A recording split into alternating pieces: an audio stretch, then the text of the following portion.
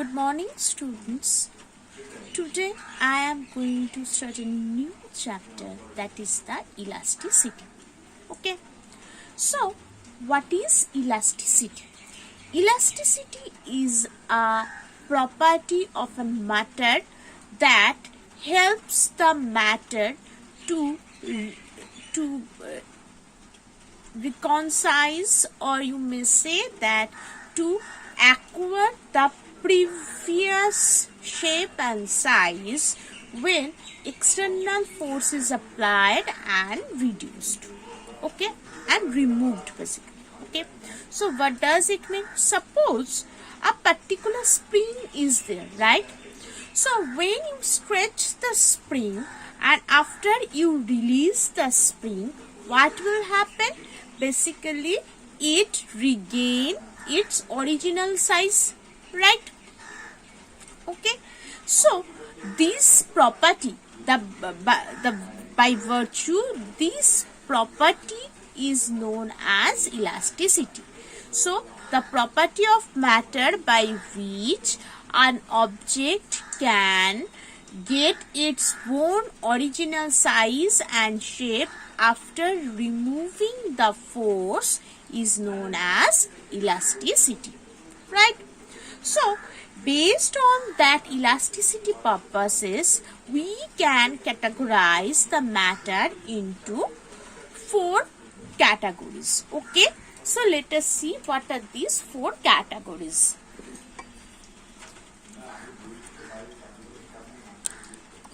If you consider first one, that is perfectly elastic, or you may say first one is perfectly rigid body, right?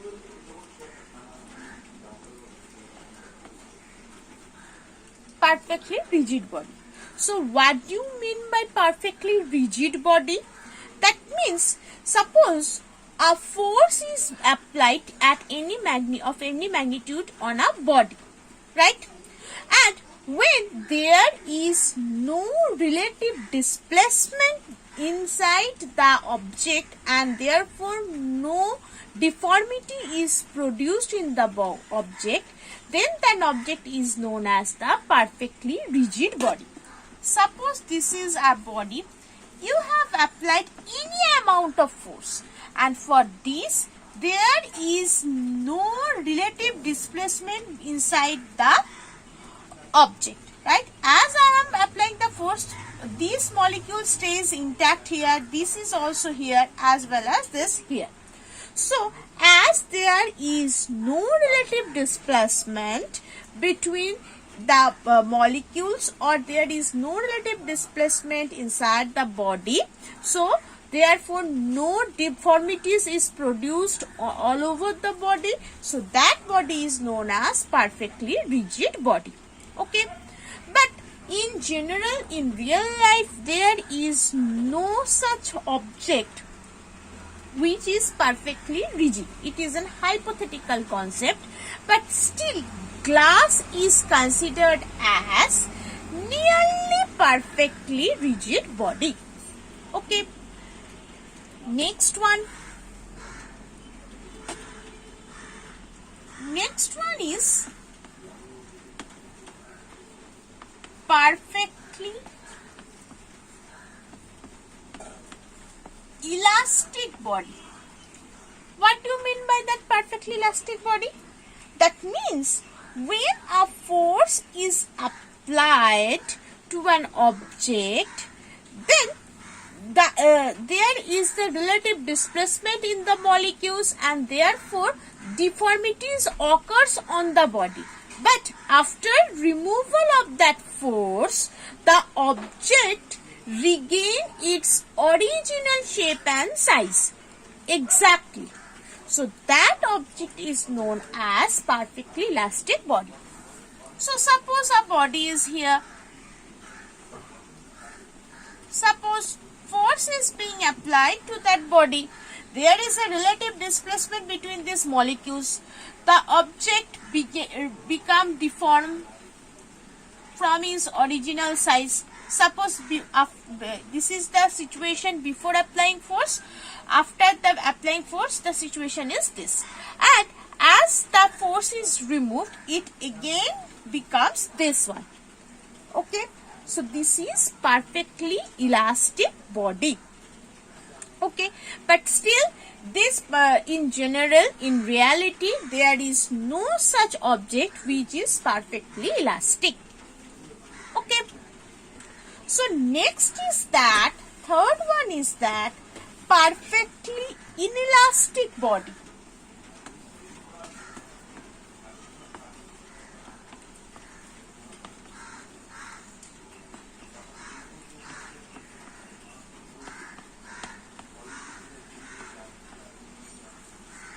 Perfectly inelastic body. So what does it mean?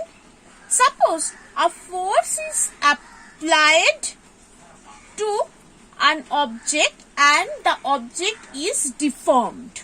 And when I have withdrawn that force, the deformity remains thus exactly same.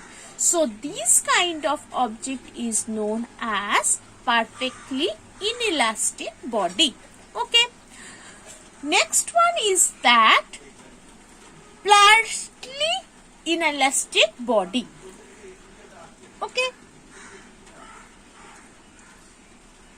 Now the thing is that this perfectly inelastic body, sometimes it is also known as plastic body. Okay, this is also known as plastic body, and the same thing is that in reality perfectly inelastic body is not available at all. And the last one is that partly inelastic body.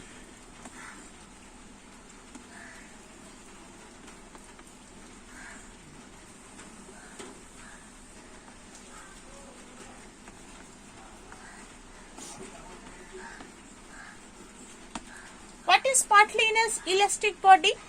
That means when a force is applied to a body and after removing that force, the deformities regain partially.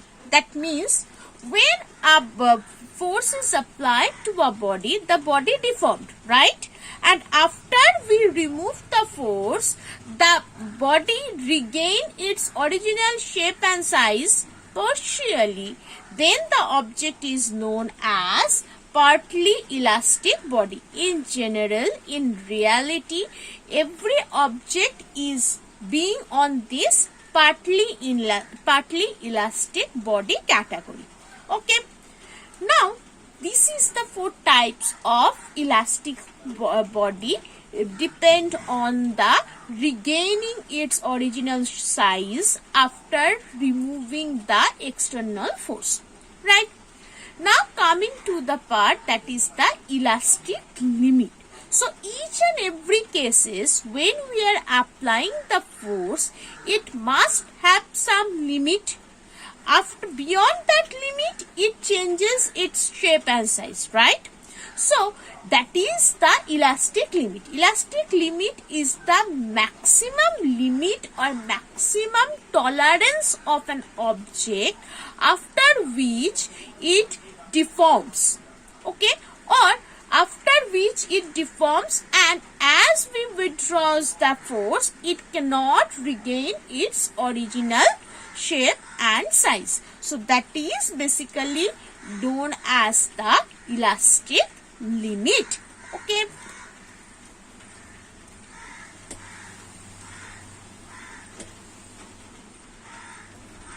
So up to this elastic limit,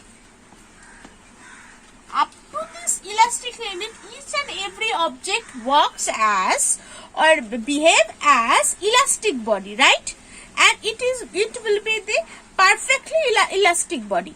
And after crossing this elastic limit, it cannot regain its original shape and size. So that is known as elastic limit.